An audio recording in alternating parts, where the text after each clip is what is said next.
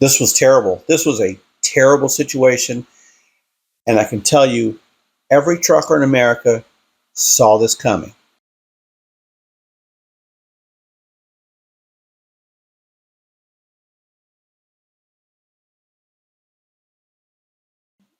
I usually don't do any kind of political commenting on this channel. I try to stay away from that kind of thing because, I mean, everybody has their own opinion. I have people that are subscribers of mine that from lots of different viewpoints and everything, so I try to stay away from it. But I have to say something about this whole truck driver thing. And unless you're under a rock, you heard of this guy on the Florida Turnpike, which is in our neck of the woods down here, that turned his truck around and did a U-turn in the interstate down there, the turnpike down there. And of course, 3 people died. And that's very sad. I mean, it's very sad. The one thing I would like to say is that as a person that owns a trucking company and has truck drivers and has driven a truck, I can definitely tell you that one of my first reactions was, oh, no kidding. I mean, it came out that the guy was illegally in the country and that his CDL was bull crap, It was from California. Everybody knows about California CDLs, especially if you're illegals. And all that came out, and it's like, okay, nobody knew about this. We've been screaming this in the trucking industry for a decade now. So it wasn't a shocker. When I saw this, it was kind of like, it seemed like this was, if you had an airplane crash and everybody knew that the pilots had been getting on these planes drunk and they were illegally in the country and they weren't qualified and all these other things. And that's what happened here. I mean, if you watch YouTube videos at all, and there's a big thing about the drivers from a certain company that shares the same name as the first name of somebody, of an entertainer, with the last name first name of Taylor. And so this is not something that's a shocking thing for truck drivers. It's terrible. It is awful. That poor family in that van, I can't even imagine what they're going through. When you see that kind of video footage, it's horrendous. I mean, it's just a tragic thing to have happen. And when you see everybody, they keep making these comments about the guy looks emotionless. The guy looks like he's like nothing's happening. Like he's just, oh well. You have to understand something. A lot of folks that come from foreign places, death and carnage is not as shocking as it is here. In the United States of America, we see death and carnage as, I can't believe it. Oh my God, I can't look at that. It's just crazy. But if you go to a lot of these countries, 3 people dying in a car crash, that's a day at the beach. That happens all the time. Bodies laying in the street. There's some places in the world, bodies laying in the street decaying. It just happens. It's just something. I think that's why the guy was reacting that way, because from where he's from and keeping in mind how he got inside the United States, he knows he's a criminal. He knows he did things probably back home that weren't the best things in the world. This was not a shocker to him. And now we're hearing that he failed parts of his CDL exam. That's not unusual for somebody to fail parts of their CDL exam. We found out now that that he's can't understand English. Okay, I mean there's so many. Again, from the trucking world, I can tell you that's not a shock.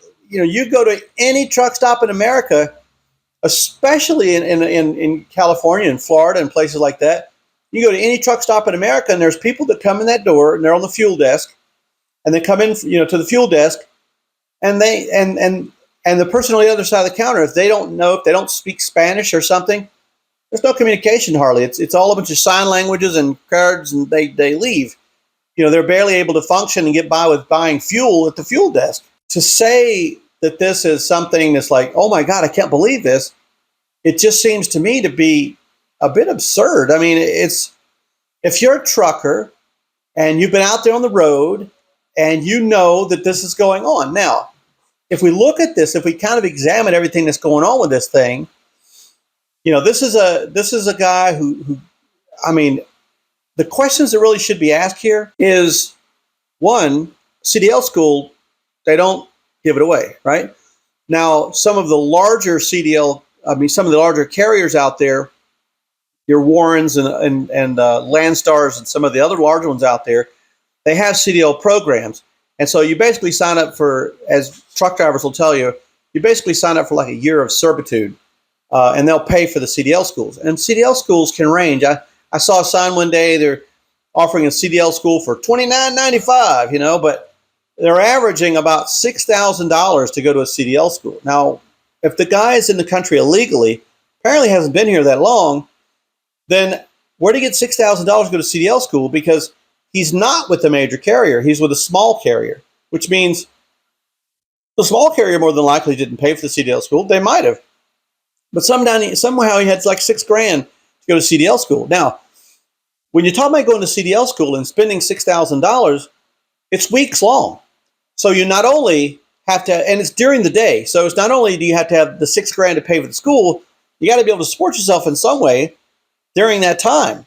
And you can't really work at night and go to CDL school in the daytime, because then you're not sleeping at all, and that's just not going to work out for you. So this guy had some help. I mean, this is not as shallow as people say, as people trying to make it out to be. He had help.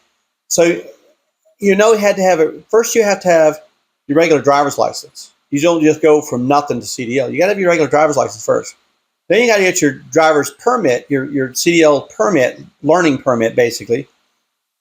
And then you can get, once you complete your course, then you can apply and get your CDL, and go through the process of getting the CDL from your DMV or wherever your state's people that handle the driver's license. So when I look at this, I think if this was a spotlight, right? This was something that exposed. It's like when you walk in the kitchen at night and you turn on the light, and all of a sudden there's these little roaches that are running around everywhere. There's 5 or 6 of them, or 2 of them, or something, running across the counter. You're like, oh my God, where'd they come from? Listen, by the time you see them on the counter, they've been there a long time. So this was just flipping on the kitchen light at 3 o'clock in the morning and being surprised by what was already there. And that's really the truth here. If we want to fix this, if you really want to fix this, unfortunately, you're going to have to, take a lot of CDL licenses away. Anybody with this here illegally, take their CDL.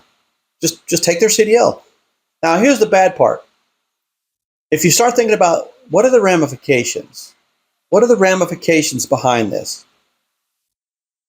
And that is that the state troopers and way stations and DOT folks, hopefully they're going to clamp down. Not in every state. In states like California and Washington and New York and some in Illinois, some of these states that are deep blue, I can tell you, there's nothing going to change. But in a lot of states like Florida and Georgia and South Carolina and Texas and stuff, they're going to crack down. What does that mean? I'll tell you what that means. That means that the people that are going to actually pay for this problem are the legitimate American citizen truck drivers. That's who's going to pay for this. Because now the already time-consuming trip through the weigh station, now a lot of these people have weigh in motion. A lot of these states now have a lot of weigh in motions. Some of them don't, but most of them do now. And even then, though, you were coming off of the highway at 70 miles an hour speed limit, coming down to the 30 miles an hour or even less, 25 miles an hour speed limit, going through the weigh station. Of course, if you're doing weighing motion, you're doing 70 miles an hour, and it'll either swing you in or not. So now you're doing 70 miles an hour. It says, truck bypass weigh station. So you keep going. Fine. I can bet now there will be very little truck bypass weigh stations. It's going to be almost every truck's going to have to go in the weigh station now. Mandatory weigh station trips. Now, then once you get into the weigh station, of course, they have you go over a second set of scales to take a look and see what you got. And of course, they're looking at tire heat and different things. They have those, a lot of people don't know this. There's infrared cameras and all kinds of stuff that's looking at your truck. It's not just a matter of seeing how heavy you are. They're looking at a lot of things on your truck. Your DOT number and everything's being looked at. So now you're coming in and you might get a green light, just have to skip the scale. So now you're doing the 25 miles an hour, 35 miles an hour, 45 miles an hour, whatever it is on the scale. You're doing that and you're just going right on past the scale house, and you get back up on the highway and get back to 70 miles an hour. It's an inconvenience, but it didn't cost you that much time. Now, pretty much everybody hits the scales. And now what's going to happen is you're not just hitting the scales and waiting for a scale reading. So now you're not just waiting on that. Now you're probably going to get pulled in. And you're going to get pulled in for inspection. Now, they can't just pull you in for an inspection. They're going to I see it, they're probably going to do one of the DOT inspections, maybe a 1, 2, or 3 inspection on you. And that's going to really be time consuming. And I can almost guarantee that states have already started this. Florida probably has, because that's where this occurred in. States have already sent out a mandate. All the state troopers, let's double check these trucks. Let's pull more trucks in. Maybe they're at a 20% pull-in rate or something, that have trucks pull in, and they probably ramped it to 50%, 60%. I don't think they'll do 100. They might. But they're definitely going to start pulling everybody in. And that means that the guy that's doing it right, the guy that's American citizen, pays all his taxes, does all the right things, drives well, no accidents, no tickets, now what's going to happen to him? Now he's going to suffer because of, and again, I wasn't going to go political, he's going to suffer for this deranged California Democrat way of looking at things, that these people are not illegal in the country, and they are illegally in the country. I mean, I'm all about immigration. I wouldn't be here. But do I look like I'm a Native American? Absolutely not. My heritage is Swedish, and not that far back, a couple of generations or so back from Sweden. So I'm all about immigration. I just think that it should be done right. I think you go and you apply at the consulate, the American consulate, whatever you do, and you fill out your paperwork, and you pay your money, and then eventually you get to move over here and get some of that milk and honey that they advertise that I've never really seen. But the reality is, this has got to stop, and now we're all going to pay for it. Everybody out there trying to make a money, because in the trucking business, you're paid by the mile, not the minute. So for every minute you're sitting on the side of the road waiting your turn, because there's 6 other trucks sitting there, and they're meticulously poring over paperwork and looking for driver's license and running names and all the things they're going to be doing now, and you're sitting there, you're inconvenienced because of some, I hate to say it, some Democrat liberal politician out there that thinks it's okay to do all this and let these people in. And again, it wasn't just the politician. Think about the people along the way there that had to help this guy. How'd they help him? Because he didn't have a birth certificate. So they had to help him get a driver's license in the state of California or in Washington, whichever one, because apparently he had a CDL in both states.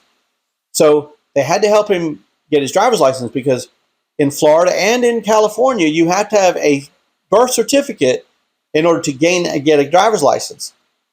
You have to prove how old you are, right? So that was the first thing. The next thing is that, let's say, so that's somebody who got past that. Somebody said, look both ways, said, okay, let's do it. Let's do it. All right, let's do it. And they went ahead and gave it to him. And then, of course, he goes to the truck driving school. In the truck driving school, there are certain verifications they're supposed to do. And they went, all right, coast is clear. And then, of course, he took a job with a truck driving company, and they went, all right, the coast is clear. Here's the problem we have.